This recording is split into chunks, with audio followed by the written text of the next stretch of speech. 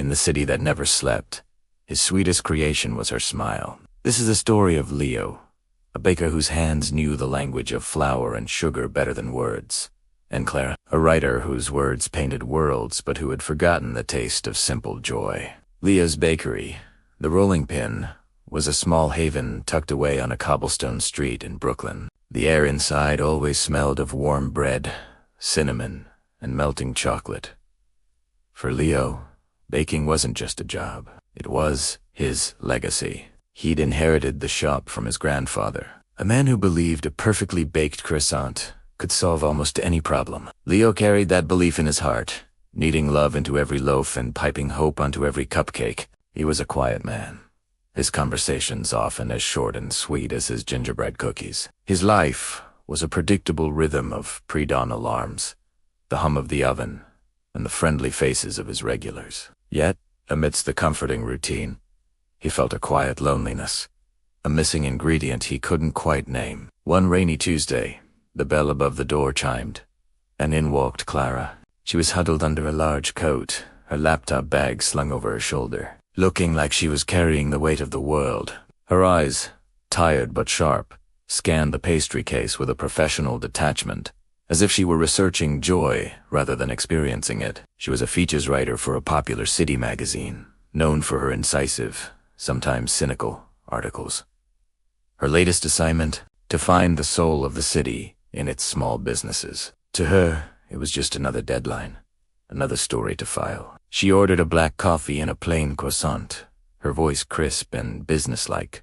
As Leo handed her the pastry, their fingers brushed.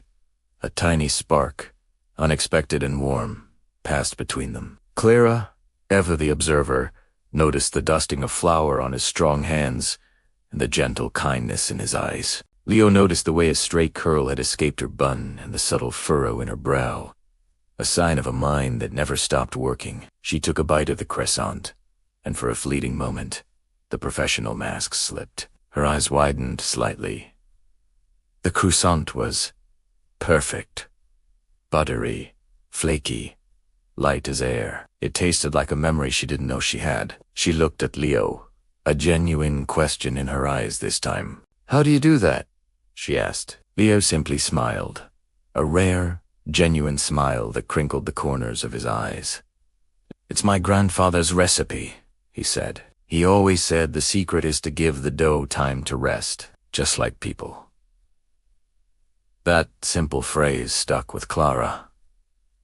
She started visiting the Rolling Pin every day, under the guise of research. She watched Leo work, his movements precise, yet full of grace.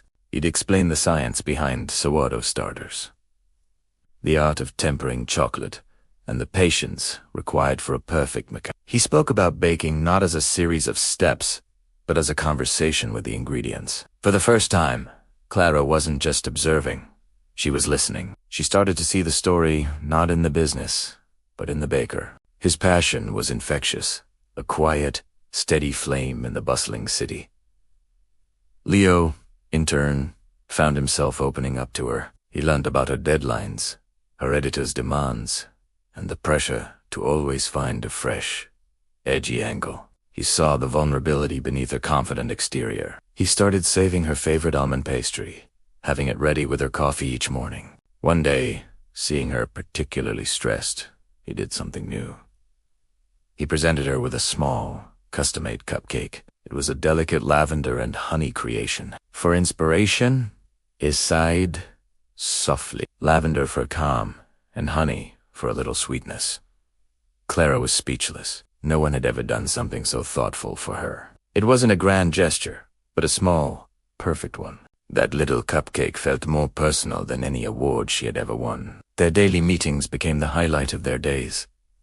Clara's article was evolving. It was no longer a cynical take on urban quaintness, but a heartfelt story about a man who poured his soul into his craft. She wrote about the magic of his sourdough, the comfort of his chocolate chip cookies, and the quiet joy his bakery brought to the neighborhood. But more than that, she wrote about Leo.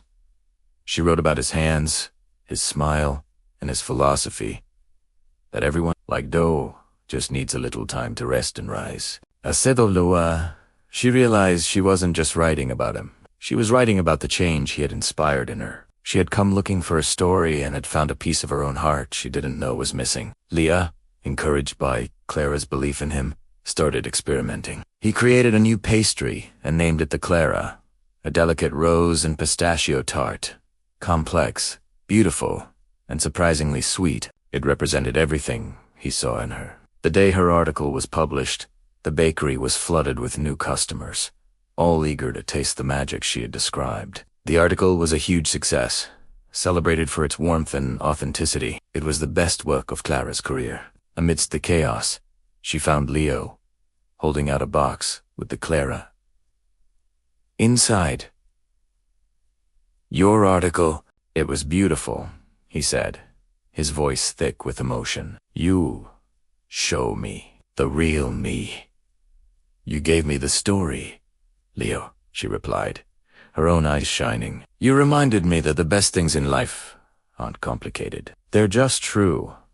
In the heart of the bustling bakery, surrounded by the scent of sugar and the hum of happy customers, they finally acknowledged the connection that had been rising between them from that first rainy Tuesday. He had baked his way into her heart, and she had written him into her life. In the city that never sleeps, his sweetest creation was no longer a pastry. It was the love story they were just beginning to write. A story that tasted of lavender honey and the promise of 1,000 shared sunrises. This story reminds us that sometimes the most profound connections are found in the simplest of places, and that a little bit of sweetness can change everything. Thank you so much for watching and sharing this moment with us. If you enjoyed this story, please don't forget to like, share, and subscribe for more Tales from the Heart. We'll see you in the next video.